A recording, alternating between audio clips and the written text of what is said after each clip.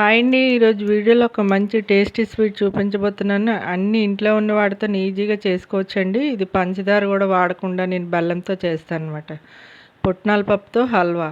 ఇది పుట్నాల పప్పుతో హల్వా ఏంటి అనుకుంటున్నారా? టేస్ట్ అయితే చాలా బాగుంటుందండి. ఇలా డిఫరెంట్గా కొంచెం ఫ్రూట్స్లా కనిపిస్తున్నాయి కదా. మీరు వీడియో చూసాక నచ్చితే ట్రై చేయండి. ముందుగా పొయ్యి మీద ప్యాన్ పెట్టుకొని ఒక కప్పు పుట్నాల పప్పు వేసుకోవాలి.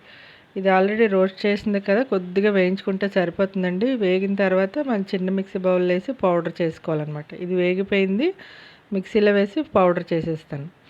ఇప్పుడు నెక్స్ట్ అదే ప్యాన్లోని 2 కప్పుల బెల్లం వేసుకోవాలి. ఒక కప్పు పప్పుకి 2 కప్పుల బెల్లం కరెక్ట్గా సరిపోతుందండి. కప్పున్నర వాటర్ వేసుకొని జస్ట్ బెల్లం కరిగితే సరిపోతుంది, ఎటువంటి పాకం రానవసరం లేదు. ఇప్పుడు బెల్లం అనేది కరిగిపోయిందండి. ఇది పక్కన పెట్టేసుకొని వేరే ప్యాన్ పెట్టుకొని పావు కప్పు నెయ్యి వేసుకోవాలి. నెక్స్ట్ పౌడర్ చేసుకుని పుట్నాల పప్పు ఇందులో వేసేసుకోవాలి. ఇందులో 2 యాలకులు కూడా వేసి మిక్సీ పట్టేశానండి. నేను ఆ వీడియో అయితే మిస్ అయిపోయింది. అది కూడా యాలకులు వేసుకొని మిక్సీ పట్టేసుకోండి. ఇప్పుడు ఒక 3 నిమిషాలు ఇలా వేయించడం వల్ల మంచిగా వేగుతుంది పిండి అనేది. చక్కగా వేగిపోయిన తర్వాత ముందుగా మన పాకం రెడీగా ఉంది కదా, అది కొద్దిగా వడకట్టి వేసుకోవాలి. అంతా ఒకేసారి వేయొద్దండి, ఒకసారి కలిపేసుకొని నెక్స్ట్ మళ్ళీ వేసేసుకోవాలి. ఇప్పుడు వేసిన తర్వాత అలా మీడియంలో పెట్టి కలుపుతూనే ఉండాలి. ఎక్కడ ఉండలు లేకుండా కలుపుతుంటే కాసేపటికి ఇలా చిక్కబడుతుందనమాట. ఇలా చిక్కబడుతున్నప్పుడు కొద్దిగా నేను ఫుడ్ కలర్ అనేది వేస్తున్నాను. నేను కేసరి కలర్ వేస్తున్నాను అనమాట. మీకు ఇష్టం లేకపోతే మీరు వేయని అవసరం లేదు, నార్మల్గా చేసుకోవచ్చు. చూసారా, ఆయిల్ అనేది బయటికి రిలీజ్ అయిపోతుంది, ప్యాన్ నుండి ఇలా సపరేట్ అయిపోతుంది. మనకి హల్వా అయిందో లేదో చూడడానికి ఒక స్పూన్ తీసుకొని అందులో కొద్దిగా హల్వా వేసి ఇచ్చి, కొద్దిగా వేడిగా ఉందండి, స్పూన్తో ఇలా దగ్గరికి తీస్తే దగ్గరికి రావాలన్నమాట.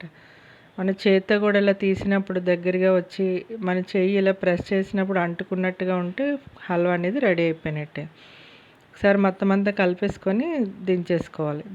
చల్లారిన తర్వాత ఇంకా చిక్కబడుతుంది, అందువల్ల ఇలా దించేసుకుంటే సరిపోతుంది. చూసారా, ఇలా చిక్కబడింది. ఇప్పుడు గరిటెకి నెయ్యి రాసుకొని ఇలా ప్లేట్లో వేసుకోవాలి. చూడండి, ఇలా వేయడం వల్ల మంచిగా కనిపిస్తుంది. పిల్లలు కూడా చాలా ఇష్టంగా తింటారండి. టేస్ట్ కూడా అంతే బాగుంటుంది.